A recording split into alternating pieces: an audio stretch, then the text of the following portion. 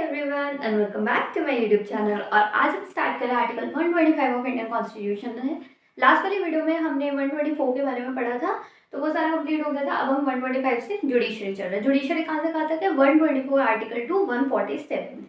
ठीक है, अब 125 स्टार्ट करते हैं, बट उससे पहले ना मेरे को एक काफ़ी इंपॉर्टेंट बात करनी थी। एक्चुअली कल मुझे कमेंट रिसीव हुआ, तो ये था वो कमेंट, और ये मुझे काफ़ी वियर्ड लगा। पर वियर्ड लगने की बात नहीं है सर, मैं आपसे बस एक ही क्वेश्चन है कि जब आपकी मम्मी बिना दुपट्टे के घूमती है तो आपकी नज़र कहाँ कहाँ जाती है? और नहीं भी जाती है तो सर, अगर आपको लगता हो कि मैं कुछ नहीं करूँगी या फिर मैं देख के छोड़ दूँगी, तो क्या है, मेरे को 1 मिनट नहीं लगेगा साइबर सिक्योरिटी में जाके आपका एड्रेस निकलवा के आपके घर पहुँच के आपके ऊपर केस लगाने में। और पेशे से मैं वकील हूँ, तो मेरा तो क्या है, सारा दिन कोर्ट में काम रहता है। पर आपके ऊपर मैं ऐसे ऐसे केस ठोक सकती हूँ ना, तो आप पेशा देते थक जाएंगे।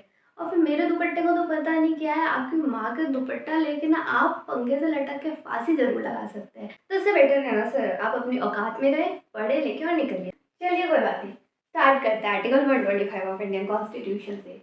ठीक है, तो इसमें क्या बताया गया है कि जजेस ऑफ सुप्रीम कोर्ट की जो सैलरीज होती है और जो अलाउंसेज होते हैं वो कौन डिसाइड करता है? पार्लियामेंट डिसाइड करता है।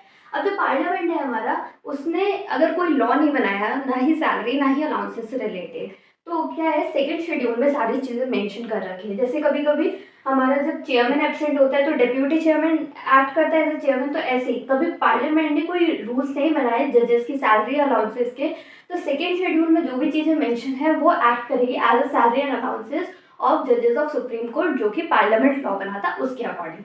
अब ये क्लॉज 1 में दे रखी है बात। अब क्लॉज 2 में क्या दे रखी है बात कि प्रिविलेज, अलाउंस और पेंशन ये भी डिटरमाइन करेगा। कौन करेगा? इनके ऊपर डिटरमाइन करना, इनके लॉज बनाना कौन करेगा? पार्लियामेंट ही लॉज बनाएगा।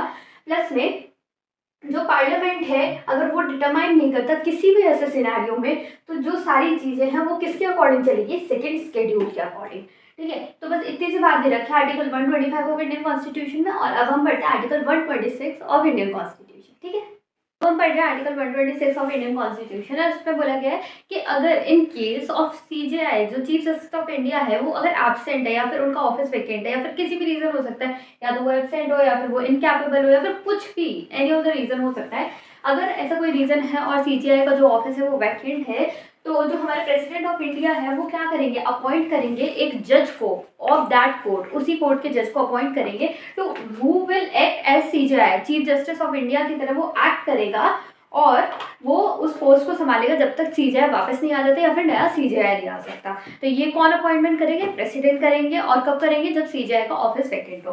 तो that's all for article 126 and that's all for this video. मैं आपको मिलती हूँ अगले वीडियो में, तब तक आप अपना ध्यान रखिए, खुश रहिए और बाय बाय।